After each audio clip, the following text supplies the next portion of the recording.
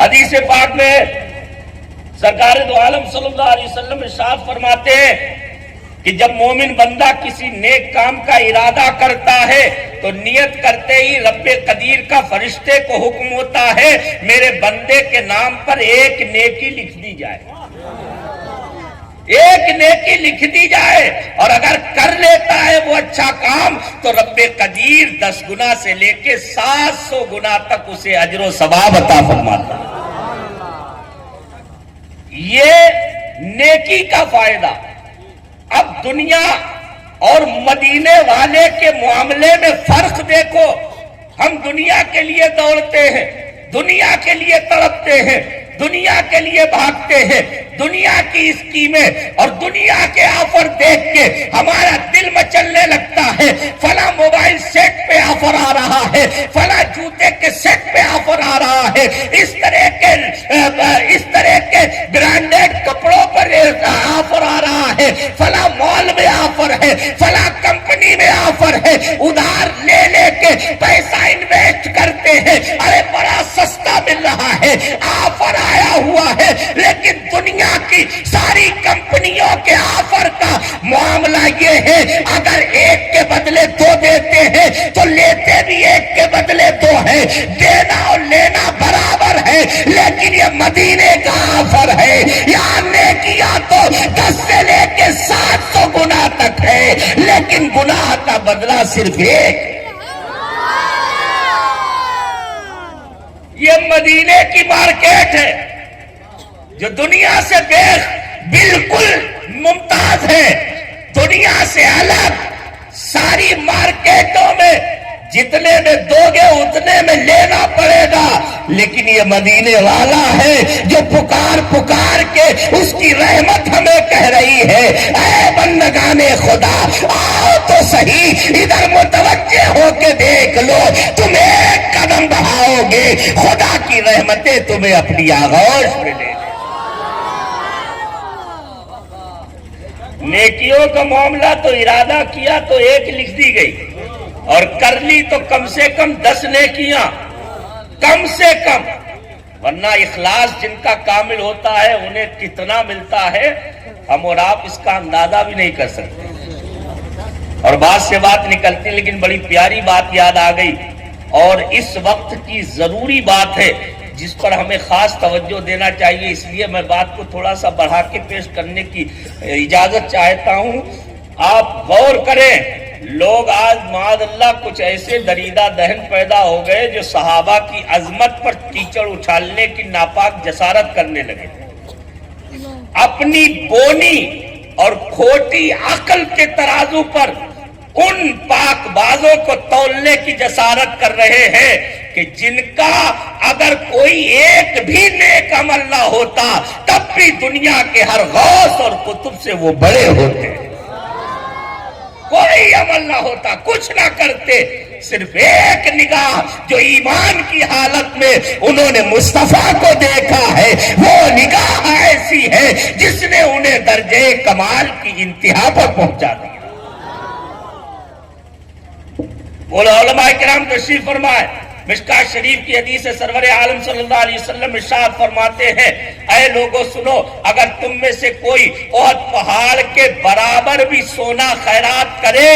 ما بلغ مدہم و نصیفہم، فرماتے ہیں اگر تم میں سے کوئی انسان یعنی غیر صحابی احد پہاڑ کے برابر بھی سونا خیرات کرے تو میرے غلام میرے صحابی کے ایک مد یا آدھا مد جو خرچ کرنے کے برابر بھی نہیں ہو سکتا ہے۔ صحابی جو خرچ کر دے تو احد پہاڑ کے برابر بھی دنیا کے کسی غیر صحابی کا سونا ان کے ثواب کو نہیں پہنچ سکتا۔ اب غور کریں، ذرا توجہ دینے کی ضرورت ہے۔ ایک طرف احد پہاڑ جنہوں نے اس مقدس دیار کی زیارت کا شرف حاصل کیا ہے، حضرت بیٹھے ہوئے ہیں، ان سے پوچھئے احد شریف آج بھی کتنی دوری پر پھیلا ہوا ہے، کتنا بڑا پہاڑ، اور سبحان اللہ احد بھی وہ ہے جس کے بارے میں مصطفیٰ فرماتے ہیں نحبہ و یحبنا، ہم اس سے محبت کرتے ہیں اور یہ ہم سے محبت کرتا ہے۔ وہ پہاڑ، میرے نبی فرما رہے ہیں اگر غیر صحابی احد پہاڑ کے برابر سونا بھی خیرات کر دے تو میرے کسی صحابی کے ایک سا اپنی زبان میں سمجھ لیں 2-4 کلو جو خرچ کرنے کے بھی برابر نہیں ہو سکتا۔ غور کرے، اب سوچنے کی چیز، ایک طرف احد پہاڑ، ایک طرف 2-4 کلو جو کیا حیثیت رکھتے ہیں احد پہاڑ کی، تو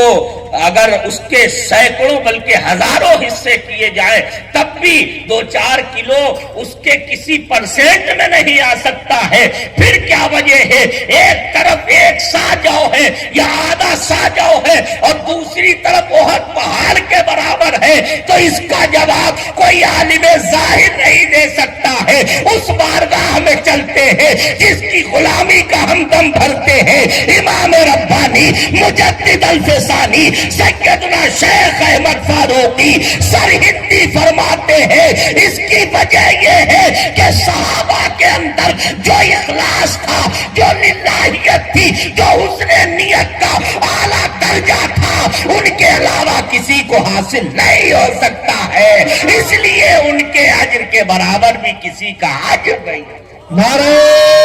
تکبیر، نعرہ رسالت، عظمت صحابہ کرام، عظمت صحابہ کرام۔ اب سوچو، چاہے وہ حضرت ابو بکر و عمر عثمان و حیدر ہوں رضی اللہ عنہم، یا چاہے حضرت سیدنا امیر معاویہ رضی اللہ عنہ ہو، یا حضرت ابو سفیان رضی اللہ عنہ ہے، میرے نبی کا جو صحابی ہے، دنیا بھر کے سارے نیک غیر صحابی مل کے بھی کسی صحابی کے ایک بھی اچھے عمل کے برابر اجر و ثواب نہیں پا سکتے۔ اب اخلاص کی بات ہے، جس کے اندر جتنا اخلاص، لیکن یہ آفر 10 گنا والا تو ایسا ہے جو ہر ایک کے لیے ہے، یہ ان کے لیے بھی ہے جو ہم جیسے ہیں، جن کے اندر اخلاص کی بہت کمی، حسن نیت کی دولت جنہیں حاصل نہیں، ان کے لیے بھی آفر ہے کہ کرو تو صحیح، اگر تھوڑا بہت بھی اخلاص ہوگا تب بھی 10 گنا مل جائے گا، اور اگر زیادہ پیدا ہو گیا تو کم سے کم 700 گنا اجر و ثواب مل جائے گا۔ اب حدیث میں آیا لیکن جب کوئی بندہ گناہ کا ارادہ کرتا ہے، فرشتہ عرض کرتا مولا کوئی گناہ لکھ دیا جائے،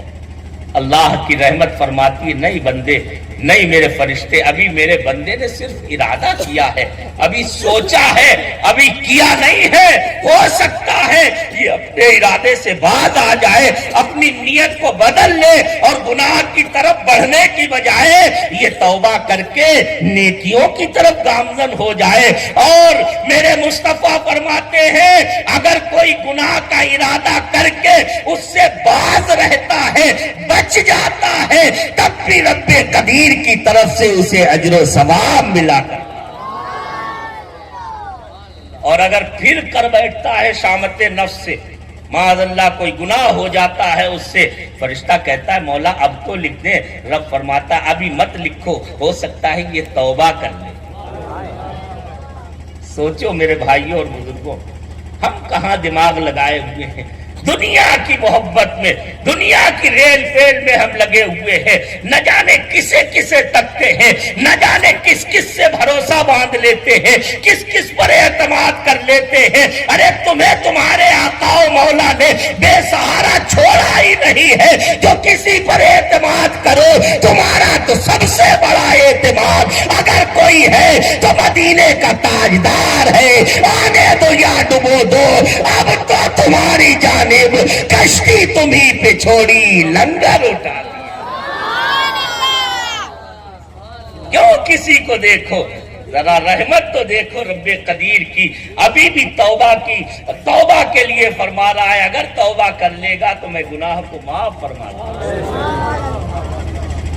اتنا زیادہ کرم کہاں ہوگا؟ اگر پھر بھی ہم فائدہ نہیں اٹھا پا رہے ہیں، اپنی بخشش کا سامان نہیں جمع کر پا رہے ہیں، تو واقعی میں ہم سے بڑا کوئی بھی کم عقل نہیں ہو سکتا ہے، کوئی بھی ہم سے زیادہ نیکیوں اور بھلائیوں کو کم آنکنے والا نہیں ہو سکتا ہے کہ نہیں؟ بتائیے. تو نیت کر لی آپ نے؟ عمل کریں گے نا؟ اللہ تعالیٰ عمل کی توفیق بخشے.